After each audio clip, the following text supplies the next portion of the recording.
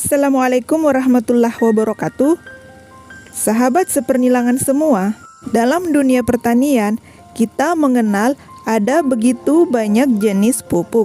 Salah satunya itu pupuk kandang atau kotoran hewan. Nah, untuk video kali ini kita akan membahas pupuk kandang kohe ayam. Nah, kenapa kohe ayam? Karena kohe ayam ini menurut kami adalah pupuk kandang yang paling baik dan paling tinggi kandungan unsur haranya. Untuk lahan pertanian kita, selain kita menggunakan pupuk kimia, sebaiknya kita imbangi juga dengan penggunaan pupuk organik yang berasal dari pupuk kandang. Pupuk kandang ini itu memiliki banyak sekali manfaat. Selain sebagai pembenah tanah, pemberian pupuk kandang juga akan memperbaiki sifat fisik, kimia, dan biologi tanah. Dari segi fisik, pupuk kandang akan memperbaiki struktur tanah yang semula padat menjadi gembur. Kemudian dari segi kimia, penambahan pupuk kandang akan memperkaya unsur hara pada lahan kita. Pupuk kandang yang berasal dari kohe ayam mengandung banyak sekali unsur hara yang sangat dibutuhkan oleh tanaman kita, baik itu unsur hara makro maupun unsur hara mikro. Nah, dari segi biologi, pemberian pupuk kandang akan menambah populasi mikroorganisme baik pada lahan pertanian kita. Pupuk kandang itu mengandung jutaan mikroorganisme baik dalam bentuk bakteri dan jamur, sehingga proses dekomposisi akan terus berlanjut meskipun pupuk kandangnya sudah lama kita taburkan di lahan pertanian kita. Nah, sebenarnya cara pembuatan pupuk kandang ini itu sangat mudah dan sederhana. Kita tinggal tambahkan mikroorganisme pengurai, baik itu mikroorganisme lokal atau mol yang bisa kita buat sendiri, atau kita bisa menggunakan yang sudah jadi yang dalam bentuk kemasan seperti EM4 ini, dan kita tambahkan juga molase atau air gula. Tapi sebelum kita memutuskan untuk menggunakan pupuk kandang, ada beberapa hal yang harus kita ketahui dan pahami, bahwa ternyata pupuk kandang ini itu juga memiliki efek negatif bagi tanah dan tanaman kita. Menurut Pak Rizali Ansar, di kanal YouTube-nya Penyuluh Pertanian Lapangan, ada satu buah video yang membahas tentang kekurangan pupuk organik kohe mentah. Dalam video tersebut, beliau menjelaskan kalau pupuk organik atau pupuk yang berasal dari kotoran hewan yang belum matang itu masih terjadi proses dekomposisi oleh mikroorganisme, sehingga akan menimbulkan panas. Dan jika diaplikasikan ke lahan pertanian kita, maka tanah akan ikut panas sehingga tanaman yang ada di sekitarnya menjadi stres dan mati. Dalam video tersebut, beliau juga menjelaskan kalau kohe ayam itu termasuk pupuk panas.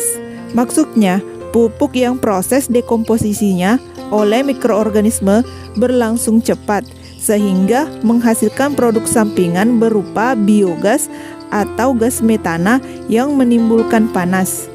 Nah, hawa panas ini itu kemudian berfungsi untuk membunuh hama dan mikroba jahat yang terdapat pada kotoran hewan tersebut.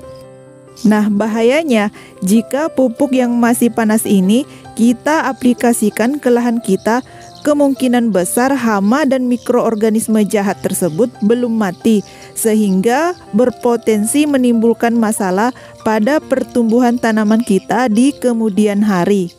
Terakhir, beliau juga menjelaskan kalau pupuk kandang yang berasal dari kotoran ayam itu mengandung amoniak yang ditandai dengan baunya yang tajam menyengat. Jika kotoran ayamnya masih bau, artinya kandungan amonianya masih tinggi. Dan jika diaplikasikan ke tanah, maka amonianya akan bersifat racun bagi tanaman kita. Nah, setelah kita mengetahui dampak negatif dari penggunaan pupuk kandang yang masih belum matang ini, selanjutnya bagaimana cara yang paling tepat untuk memfermentasi kohe ayam ini agar aman untuk kita gunakan pada lahan pertanian kita. Berikut langkah-langkahnya. Yang pertama, kita siapkan larutan molase dan mikroorganisme pengurainya. Molase atau cairan gula ini gunanya untuk mengaktifkan dan sebagai sumber energi bagi mikroorganisme atau bakteri yang ada di cairan EM4 ini. Di sini kami menggunakan 200 gram gula yang nantinya dilarutkan ke dalam 2 liter air. Dalam proses fermentasi ini terjadi proses makan-memakan, di mana kohe ayam ini merupakan makanan bagi mikroorganisme pengurai. Pemberian cairan EM4 ini gunanya untuk mempercepat proses penguraian. Nah, di sini kami menggunakan 3 tutup botol cairan EM4 untuk 50 kg kohe ayam.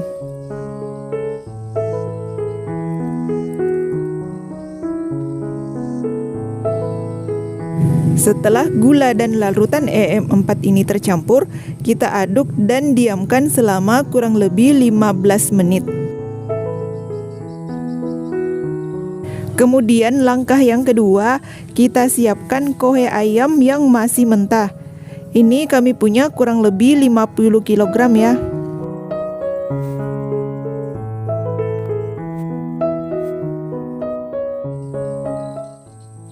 Kemudian setelah menunggu 15 menit, larutan molase tadi kita siramkan ke kohe ayamnya sampai lembab, tapi jangan sampai basah ya.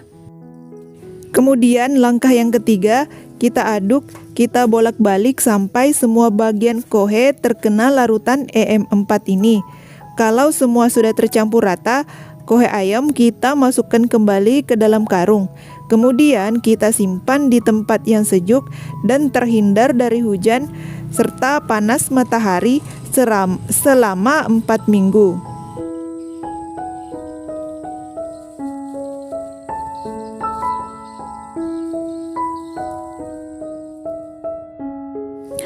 Setelah kita tunggu 4 minggu, kita buka, kemudian kita perhatikan. Jika kohe sudah tidak berbau tajam, warnanya berubah jadi coklat cerah, dan teksturnya remah seperti ini, maka kohe sudah matang dan siap untuk kita gunakan. Sahabat semua, saya itu tidak mau ambil resiko ya. Waktu fermentasinya saya bikin lebih lama agar pupuk kandangnya benar-benar matang. Kemudian saya tidak merekomendasikan pupuk kandang kohe ayam ini digunakan sebagai pupuk dasar untuk tanaman nilam, cabai, dan tomat. Entah kenapa untuk pupuk kohe ayam ini saya tidak begitu yakin. Meskipun difermentasi dengan baik, tidak menjamin pupuk kohe ini bisa bebas jamur, apalagi jika digunakan pada saat musim hujan seperti sekarang ini. Jadi untuk pupuk kohe ayam ini lebih cocok digunakan untuk tanaman sayuran seperti tanaman sawi, kangkung, dan bayam. Kalau untuk tanaman cabai dan nilam, lebih baik gunakan pupuk kompos atau kapur sebagai pupuk dasar.